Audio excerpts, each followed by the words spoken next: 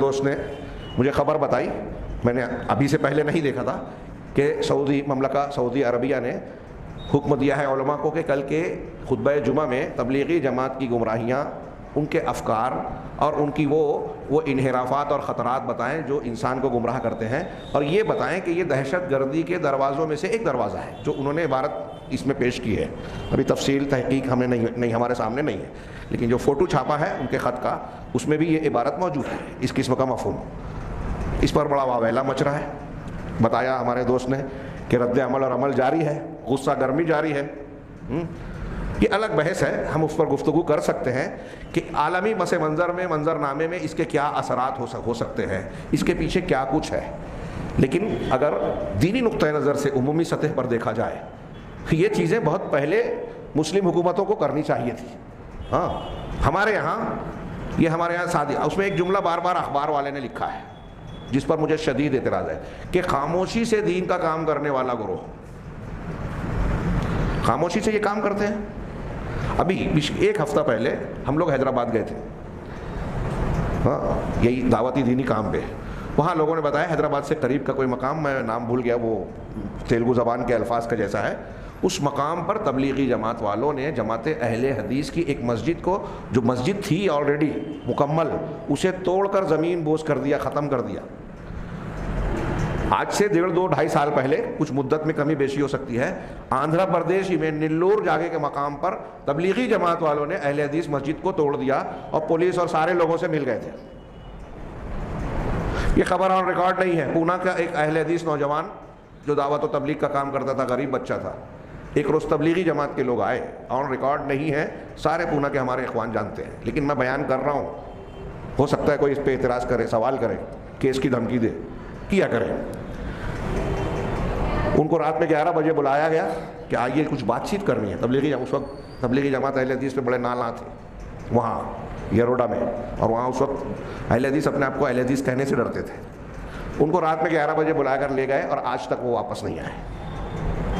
کئی سالوں پرانی بات ہے، آج تک واپس نہیں آئے۔ خاموشی سے دین کا کام کر رہے ہیں۔ 2 مسجدیں گرا دی، بلکہ واٹس ایپ پہ کچھ لوگوں نے تصویر ڈالی تھی کہ ایک طرف بابری مسجد کو گرانے والے، ایک طرف یہ آندھرا پردیش میں اہل حدیث مسجد کو گرانے والے۔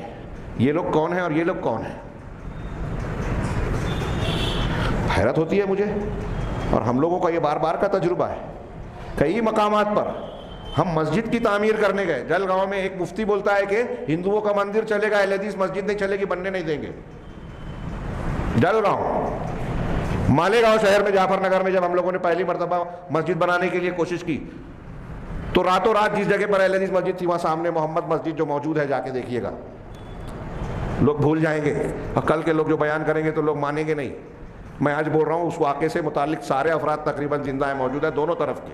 خود احناف میں کئی اچھے عوام اور لوگوں نے خود احناف کے لوگوں پر اعتراض کیا کہ آپ لوگ یہ غلط کر رہے ہو، جب پتہ ہے کہ اہل حدیث لوگ یہاں مسجد بنانا چاہ رہے ہیں تو آپ کیوں بنا رہے ہو؟ وہ بھی زندہ ہیں ابھی، ایسے بہت سارے لوگ، یہ خاموشی سے کام کرنے والے لوگ ہیں۔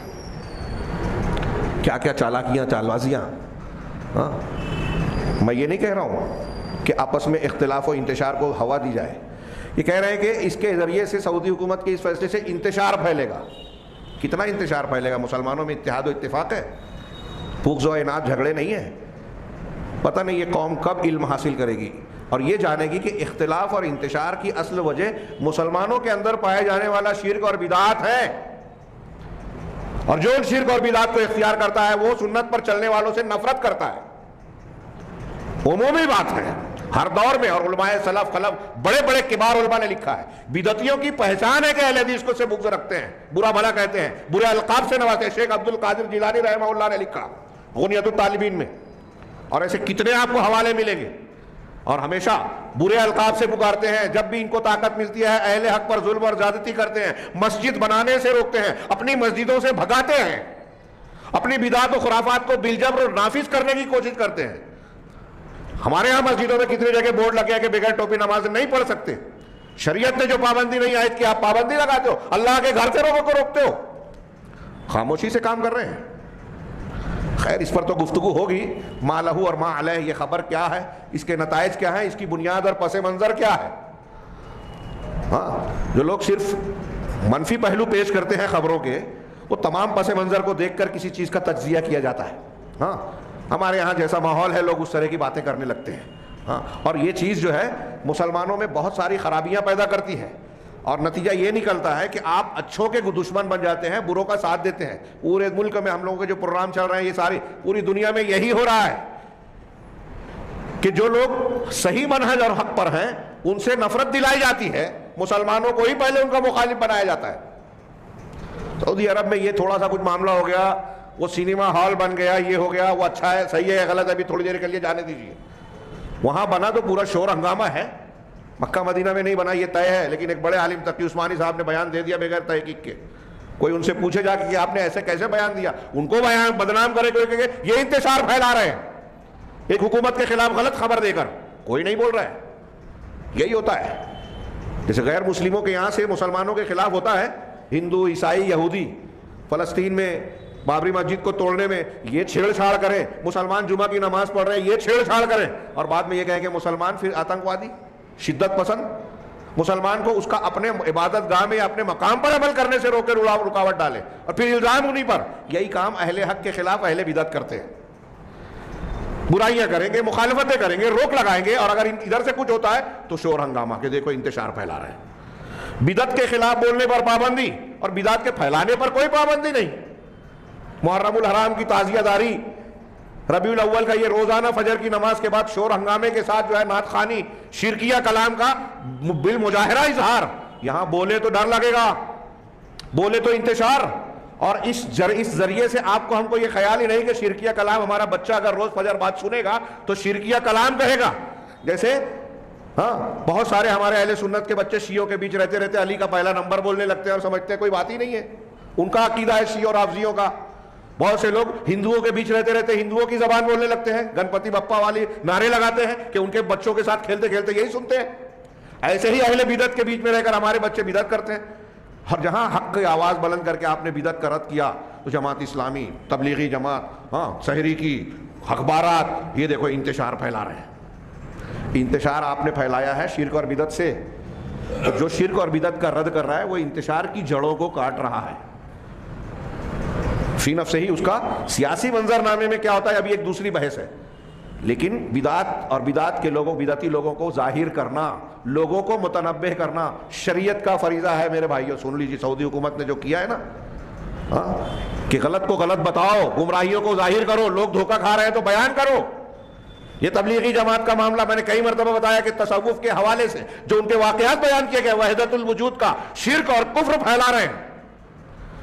ایک بزرگ ایسے تھے، یہاں بھی ہے، آسمان پہ بھی ہے، ان کے اوپر شریعت نہیں ہے، رسول کی کیا ضرورت ہے، ڈائریکٹ اللہ سے سن لیں گے.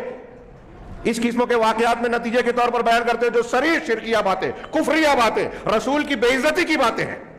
ان کے تبلیغی نصاب میں موجود ہے ایسے واقعات. اب اسے ہم بیان کریں تو انتشار، ناراضگی، غلط کام. ہم ان کے دشمن نہیں ہیں. اگر کوئی شرک کر رہا ہے، کوئی کفر کر رہا ہے، اور میں اگر کہہ رہا ہوں یا کوئی کہہ رہا ہے کہ یہ تم شرک کر رہے ہو، یہ دشمنی نہیں ہے، دوستی ہے.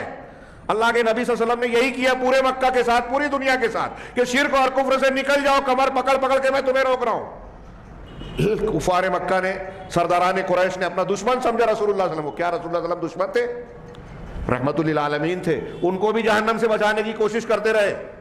تو اگر کوئی کہہ رہا ہے نا کہ یہ شرک اور کفر ہے، اگر ہم کہہ رہے ہیں کہ تبلیغی جماعت، تبلیغی نصاب میں بہت ساری خامیاں ہیں، تو یہ سعودی حکومت نے جو کیا ہے یہ پہلے آدمی نہیں ہے. خود دیوبندی حضرات میں جو بڑے بڑے علماء کرام ہیں، قابل عزت، ہم سب کی عزت کرتے ہیں، ان کے ایسے بیانات آن ریکارڈ موجود ہیں جو بیان کرتے ہیں کہ اس میں بہت ساری ایسی چیزیں ہیں جو صحیح نہیں ہیں.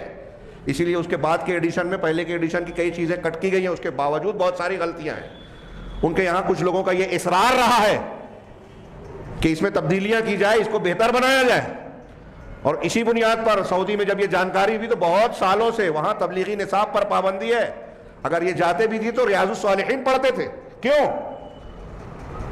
اس وقت اعتراض نہیں کیا. علماء کرام کا اور بڑے بڑے کبار علماء کا بیان دیکھ لیجئے کہ یہ جو اس میں جو چیزیں بیان کی گئی ہے، باقاعدہ کتابیں موجود ہیں، ان کی کیا کیا گمراہیاں ہیں، کچھ آج کی نہیں ہیں. اب ایسی چیزیں موجود ہیں اور عوام صرف بھیڑ بھاڑ دیکھ کر کے ارے اتنے لوگ آ گئے، اتنے جماعت، اتنا بڑی کانفرنس ہے.